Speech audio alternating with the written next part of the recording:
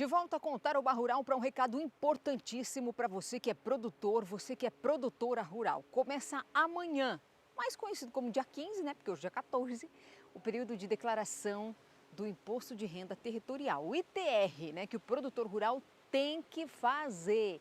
Não tem choro e nem vela. E presta atenção, porque pode ter danos aí se você não fizer. O ITR, que é o Imposto Territorial Rural, referente ao exercício de 2022, o prazo termina em setembro, dia 30. A obrigação da apresentação do documento vale para a pessoa física ou jurídica, proprietária, titular do domínio útil ou possuidora de qualquer título, inclusive usufrutária. Quando o imóvel rural pertencer a mais de uma pessoa, o ITR deve ser apresentado por um dos proprietários. Para preencher a declaração, é necessário baixar o programa gerador da declaração do ITR 2022, disponibilizado no site da Receita Federal. O pagamento pode ser parcelado em até 4 cotas do mesmo valor, mensais, desde que nenhuma dessas cotas tenha valor inferior a R$ 50. O imposto devido no valor inferior a R$ 100 aí deve ser pago em cota única. Para mais informações, basta procurar o Sindicato Rural Patronal aí da sua cidade. E a hora da previsão do tempo. Cascavel hoje não deve ter chuva. 12 graus a temperatura mínima, máxima 25 graus. A partir de amanhã, o tempo já fica instável. Pode ter pancadas de chuva segunda, terça e quarta. E as temperaturas, amanhã mínima de 16, máxima de 27, depois voltam a cair um pouco. Terça mínima de 13 e a mínima na quarta-feira é de 12 graus. Na região de Juranda, 12 graus hoje de mínima, máxima de 27. Sol hoje e amanhã. De terça em diante já vem a instabilidade. Temperaturas variando entre 17 de mínima e 25 de máxima. Na região de Guarapuava, hoje mais frio. 8 graus de mínima, máxima de 24 graus. Sol brilhando forte hoje e amanhã. De terça em diante, possibilidade de pancadas de chuva.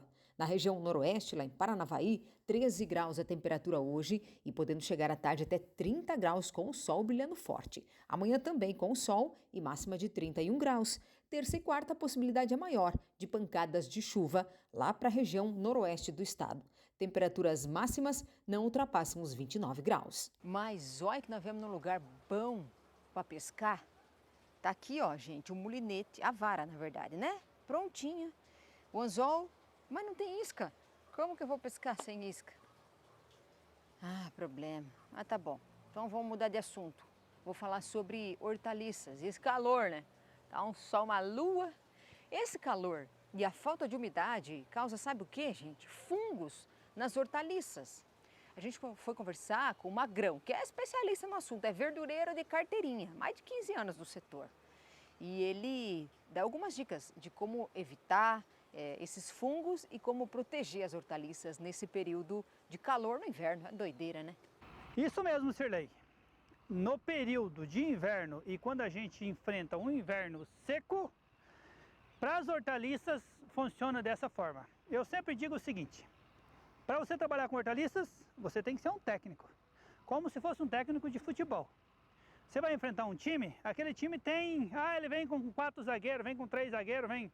Você está me entendendo? Então você tem que escalar o teu time conforme o adversário. Nas hortaliças é a mesma coisa, né? É a mesma coisa. Por que que é a mesma coisa? Porque a gente tem inverno chuvoso e a gente tem inverno seco, que é o assunto de hoje. Então vamos falar do inverno seco, né, nas hortaliças.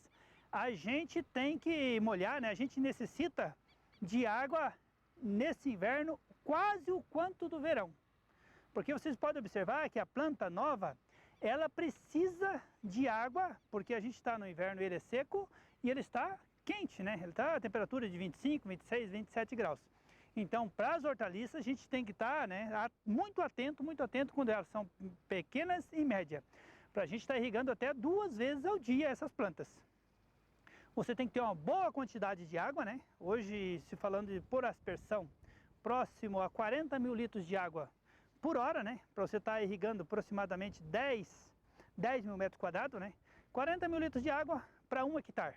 Aproximadamente para você estar produzindo as suas hortaliças num período seco desse, como a gente está no inverno seco. Um grande problema, né? Como a gente tem água, não é um problema. ele acaba beneficiando um pouco, né? Porque o inverno úmido, né, o inverno chuvoso, ele traz mais problema para as hortaliças. Porque se você não está atento, ele entra muito fungos e entra a bactéria, né? Porque a umidade traz muita bactéria. Já o inverno seco, ele traz mais o fungo, que ele ataca mais, porque temos dois fungos que atacam mais nas hortaliças, né? A gente tem no período seco, a gente tem o ídio, né? Que é esse mofo branco.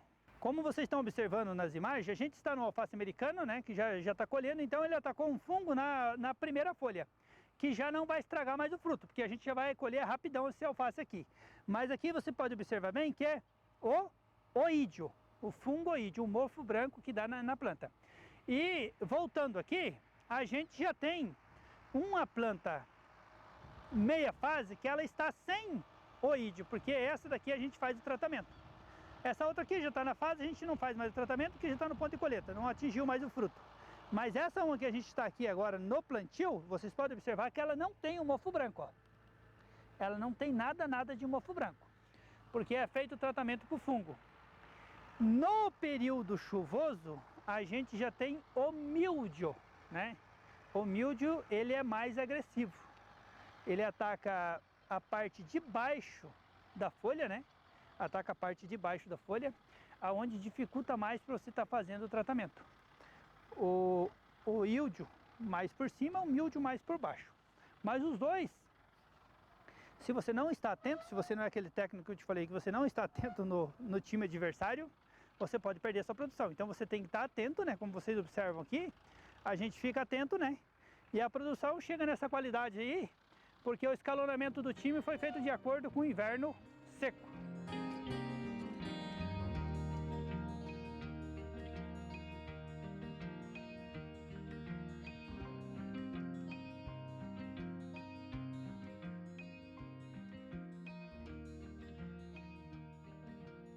Agora a gente tem uma história bem impressionante para você. Quero que você tire aí uns minutinhos para ouvir, para assistir essa reportagem. Porque nós fomos a Toledo conversar com uma ex-bancária que resolveu abandonar esse trabalho que ela tinha lá na agência para cuidar do filho, da saúde alimentar dele. Para isso, ela fez uma horta orgânica. Ele tinha alergia a alguns alimentos. Só que daí, o resultado foi tão legal, deu tão certo que esse modelo virou um negócio. Veja como essa história é bacana. A Rosana é de Toledo, distrito de São Luís do Oeste. Rosana, obrigada por você ter aceito o convite, aberto as portas aqui da estufa, porque nós estamos dentro de uma estufa de tomates e também de morangos. Só que tudo aqui é orgânico, é sensacional. Rosana, conta pra mim, por que é que você resolveu construir essa estufa e começar a lidar com produtos orgânicos? Eu e meu marido, nós decidimos adquirir essa chácara, no caso, fazer um investimento na estufa, porque nós tivemos problema com o meu filho, no caso, mais velho, ele tem 10 anos, ele teve problema de alergias, então a gente começou a procurar alimentos orgânicos e não tinha na cidade, né? Então, tinha, na verdade, mas era pouco. Então a gente começou a achar incrível esse meio, assim, entramos nessa ideia da agroecologia e começamos a perceber quanto que a nossa cidade aqui existe as hortas convencionais, né? Então, como que são técnicas assim fáceis de ser aplicadas e as pessoas, falta às vezes conhecimento, né? Agora o curioso é que a Rosana era bancária até esses dias e eu tentei aqui tirar dela de onde é que veio esse pezinho na roça. Porque não pode a pessoa do nada construir uma estufa, né? Ela já contou para nós então essa conexão com o filho. Ela gostava muito de trazer uma alimentação saudável para o filho dela que tinha uma série de alergias.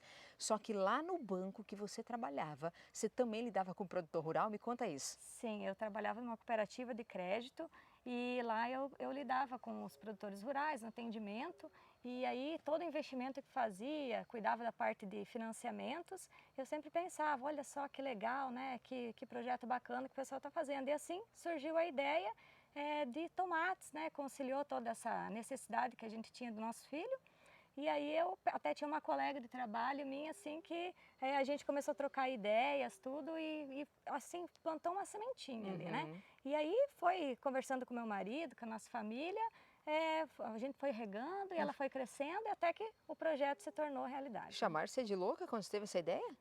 Mais ou menos, né? Eu acho que não acreditaram muito, mas eu sempre dizia que ia ser um case de sucesso, né? E como tá sendo, né? E a gente está aqui para mostrar isso. Agora, essa estufa aqui, por exemplo, quando você comprou essa área, né? Vocês adquiriram ela. O que que tinha aqui nesse lugar? Aqui era só soja. Soja, aveia, tinha plantação de trigo, né? Era uma plantação convencional, né? Então a gente depois ficou uns 2 anos assim, sem nada plantado, né? Até que eu consegui fazer investimentos, construir uma casa aqui e encontrar uma pessoa, uma família, né, para ajudar a cuidar, né? Porque como que eu não tinha experiência, essa parte da mão de obra aí, essa expertise que precisa ter do cuidado com toda a planta, o que ela precisa, né? Tudo novo para mim, né? Então a gente teve ajuda também de uma agrônoma, né? Que ela ficou em cima, assim, ela confiou e acreditou no projeto também, que foi a Patrícia, que é desse grupo, né, de produtores orgânicos. E aí a gente foi cada vez tendo mais confiança, né? Alguém acreditou na gente e a gente foi E indo. agora o que as pessoas devem querer saber em casa, e o seu filho, deu certo de utilizar os produtos orgânicos na alimentação dele? Com certeza. Ele hoje é uma criança muito saudável, passou aquela fase que ele tinha as alergias, ele teve alergia à proteína do leite também, e hoje ele é o maior consumidor de tomates e morangos orgânicos aqui da propriedade. Que bacana! E você também faz parte de uma associação de produtores orgânicos. Isso. Conta um pouco mais pra gente sobre essa associação, como que é o trabalho? Sim, a Associação de Produtores Orgânicos, o nome dela é ProHorto, aqui de Toledo. São os produtores da região, engloba também, tem um produtor de Tupanci. Então, nós temos reuniões mensais, cada reunião é na propriedade de um produtor. Então, eu até sou secretária, tem presidente, né? Essa associação, ela já é antiga, no caso, né? Então, foi 2 professoras que começaram, idealizaram a ideia, então, que são apaixonadas por agroecologia, reestruturação da natureza, revitalização de nascentes. Então, esse pessoal tem um projeto muito legal que tem essa técnica, né? Rosana, agora você sendo bancária, nasceu na cidade, trabalhou boa parte da sua vida, né, e em empresa na cidade, né? E agora tendo um ganha-pão também aqui na roça, digamos assim, Com certeza. embaixo dessa lona aqui nas estufas, e também tem uma área externa aqui muito bonita, diga-se de passagem. Era o que você imaginava? Está realizada hoje? Ah, com certeza. Só o fato de poder proporcionar isso para as crianças conviver, ter esse alimento saudável à mesa, e né, é uma expectativa que se tornou realidade, né? Um sonho realmente que só foi possível com a ajuda das pessoas, né? Que eu sozinha não faço nada, né? Sim. A gente precisa sempre da ajuda das pessoas que são os trabalhadores, né? Que se dedicam e acreditaram no projeto, né? Rosana, conta pra mim. Você que nasceu na cidade, se criou na cidade, trabalhou em uma cooperativa de crédito, mas aí começou a lidar com o produtor rural e hoje também tira parte da sua renda daqui, vive daqui. Eu vejo que você tem todo um amor por isso. O que você tem a dizer para os produtores rurais que vivem da roça, que dependem disso, que também ajudam a levar alimento para as nossas mesas, assim como você? Nós precisamos do agricultor. O trabalho do agricultor, eu acho que é um dos trabalhos mais honráveis que possa existir, porque ele planta, cuida, ele só vai ter resultado se ele cuidar bem, né? O produtor rural, às vezes, fica desanimado, que vem uma tempestade, vem uma chuva de granizo, vem sei lá, uma geada, algo no sentido, mas o trabalho dele é tão significativo e não pode acabar, né? Muitas pessoas hoje, às vezes, não acham um significado para o trabalho delas, e às vezes um simples plantar uma semente ali, ver ela brotar, assim, dá tanta coisa boa que proporciona para as pessoas, está alimentando, né, outro ser humano, dando energia para a pessoa poder produzir, poder acordar de manhã, trabalhar. Você conseguiria viver hoje sem essa tua área agro? Não, hoje meu coração é agro, né? E isso aqui é uma realização, né? Eu até chego a me emocionar assim, porque É um sonho assim que muitas vezes eu cheguei a acreditar que não ia ser realidade, mas hoje eu acredito que é possível. Então acredito no seu sonho, corre atrás dele que você consegue. Perseverança, né? Perseverança, Tá isso aí. ótimo. Rosane, muito obrigada por você ter aceito a gente estar aqui hoje contando um pouco da sua história, contando um pouco do que você produz, do que você faz e dessa sua inspiração como mãe, porque o seu instinto de mãe fez você se tornar produtora rural, né? É O verdade. que é realmente encantador, tá?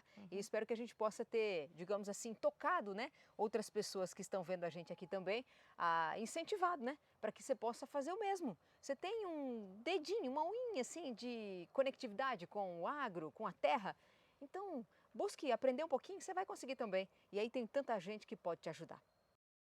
Legal, né? Obrigada, Rosana, por ter recebido a nossa equipe de reportagem aí na casa dela em Toledo, na propriedade. Parabéns pelo capricho e pela decisão que ela tomou, porque a vida é feita de decisão e não de condição. Pega esse código. A gente vai fazer uma pausa agora no programa, daqui a pouco tem essas fofuras aí, ó, as ovelhas quadrigêmeas. Onde é que esses bichinhos nasceram e por que é que elas nasceram quadrigêmeas? Eu te conto daqui a pouco.